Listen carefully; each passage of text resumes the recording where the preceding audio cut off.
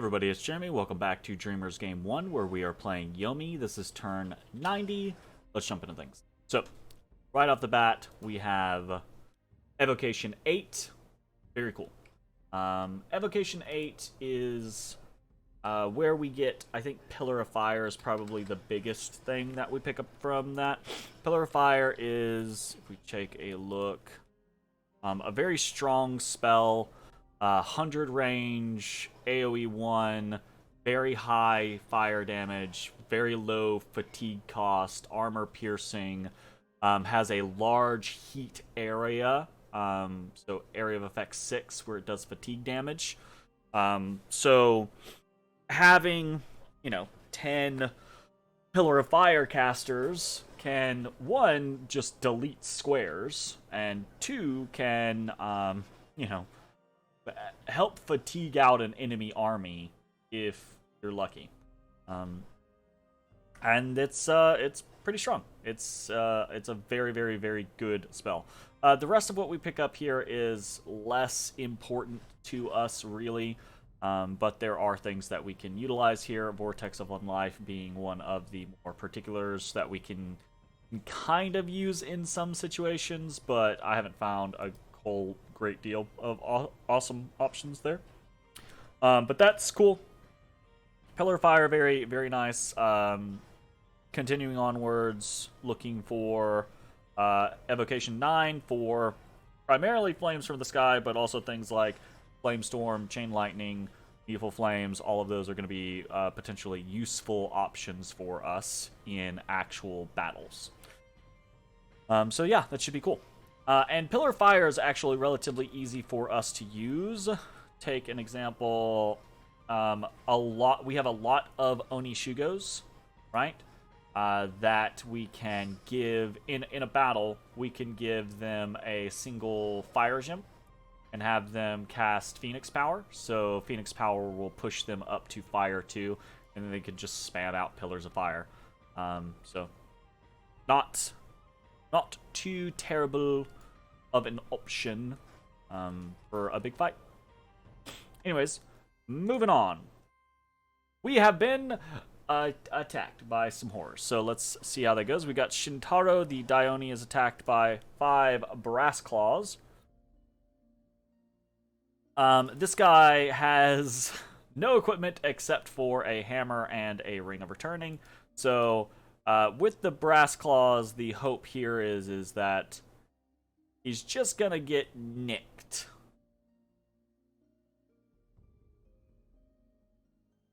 And boom, gone. Okay, we definitely count that as a victory.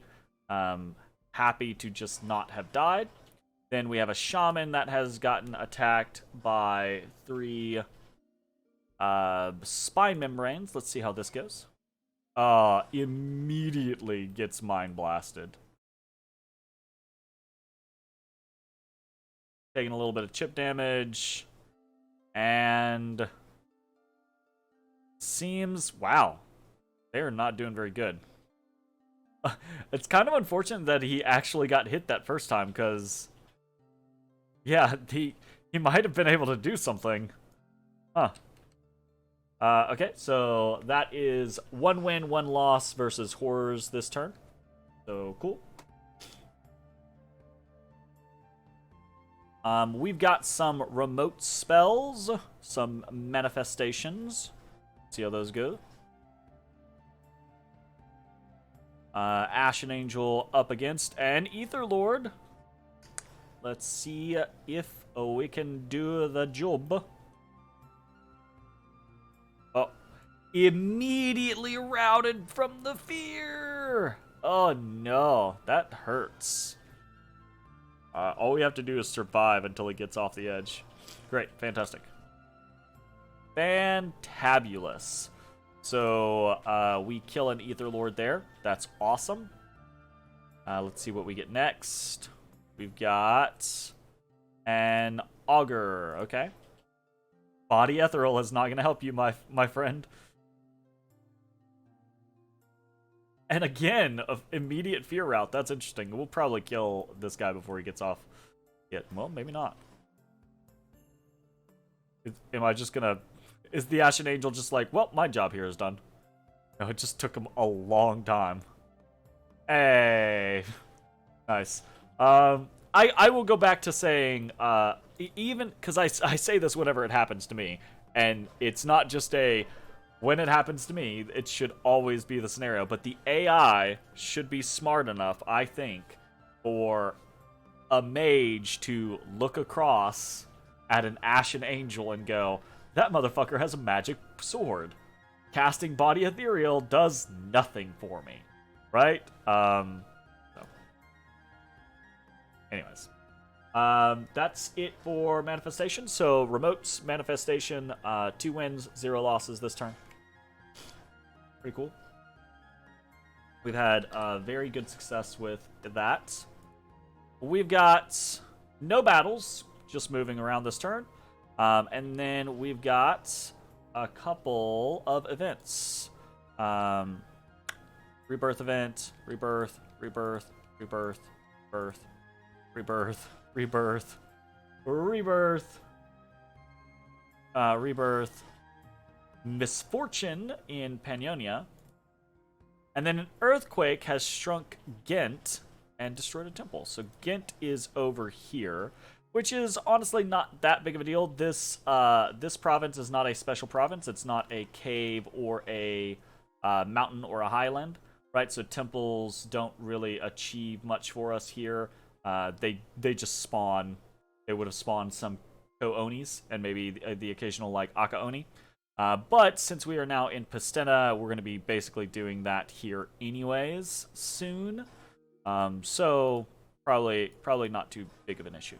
Anyways, so events this turn, Temple -1. That sucks. Unfortunate. Okay, what do we got? What else we got? Pretty much nothing, honestly. Okay, let's talk about movements this turn. We've got Manabu is continuing to head over to Pastena in order to claim the Golden Throne.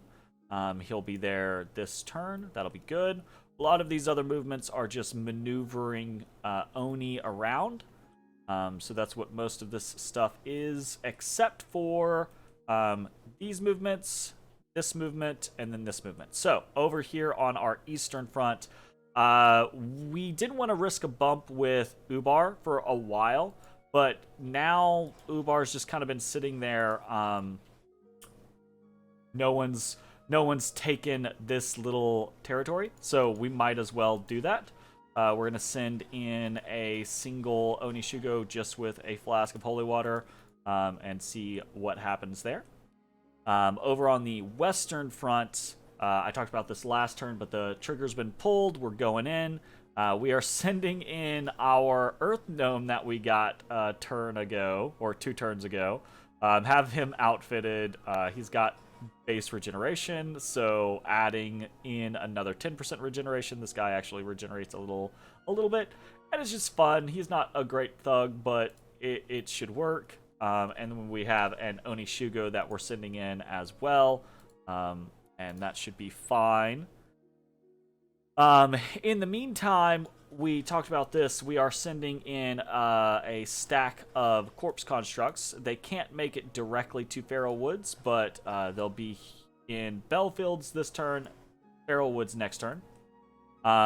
We moved our army from Ermor down into Kolar Megar with the idea of heading towards God's Tomb Mountain to finish off Ermor.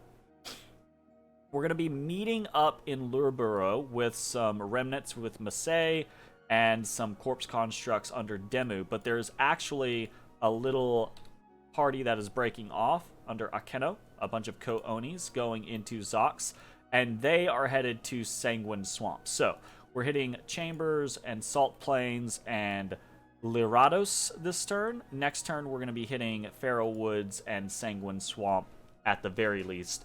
Maybe more depending on the situation, and maybe more depending on the situation. So we'll see how it goes. That's mostly it for movement. Nothing really to talk about with the army composition or anything like that. We're not really bringing any crazy newness. Just our front line of corpse constructs.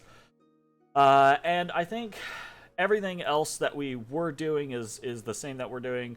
Still have Army of Lead, still have Life After Death, still have Mass Regeneration, still have Serpent's Blessing Relief, still have Curse of Stones, Mass Flight, etc., etc. Should be fine. Yeah. Easy to peasy. Okay, so what else are we doing this turn? We are being very cautious because of Astral Corruption. We've got a few things going. We've still got our 9 corpse constructions. So, rituals this turn, 9 corpse constructions, 1 golem construction, and 2 manifestations. So, just continuing on that train, really. The 9 corpse constructions and the 2 manifestations are understood risks, basically, that we are moving into. The new golem is going to be important. We are going to be looking at probably empowering in either death or air with that golem. Kind of depends on what we're looking at trying to accomplish. I might pull corpse constructs down, right? Or stop casting. We're spending 9 air gems on that a turn. If instead we... The problem with boosting up air, I'm interested in boosting up air, but the problem with boosting up air is that it's relatively difficult to get that high. So that's a little tough. We do have a winged helmet over here on this Fairy Queen, so we could put that onto a empowered golem, and that would be air 2, but that's not very high. So it's easier for us right now to go up death than it is to go up air. So potentially looking at that as an option. But we'll see. I'm kind of tentative on what exactly I plan to do there in the near future. I don't want to dump all of my gems into empowering some golems if we're going to be firing up big fights in the next 3 to 4 turns, basically. So, we've got that. And then as far as forging goes, we have very limited forging this turn. We are just doing a bloodstone and a flask of holy water. So not very much going on there. Flask of holy water, we talked about that. That's probably going to just continue ad nauseum from Lagash, just as a way to cheaply turn Oni Shugos into relatively effective little thugs, basically. And then the Bloodstone is just to help augment our earth magic capabilities. We've got some shit going on that. And this is, again, this is a little risky. But we are trying to defend Kurofumi with a Ring of Returning. Fingers crossed, we'll see how it works. And that's pretty much it. Nothing else to really discuss. Still, I mean, just trying to finish off Ermor. Hopefully, it's going to be, what, 1... So next turn will be 91. Turn after that will be 92. Hopefully we crack this fort. We've got a lot of siege strength here, so we should be cracking this fort in a single turn. Attacking on 93. So hopefully on 93, Ermor is gone. And that is the end of that. And hopefully we are not already at war with Lanka or Ubar or Relay, I guess, by that time period. I don't know if that's going to be the case, but fingers crossed, we will see how it goes. Anyways, that is going to be it for the turn. Thanks for watching. We'll see you next time. Bye-bye, everybody. Hey, everybody. Thanks for watching. If you enjoyed the video, consider leaving a like, commenting, or subscribing. It really helps me out. If you'd like to see me live, head over to my Twitch at twitch.tv/thedistanthorizon.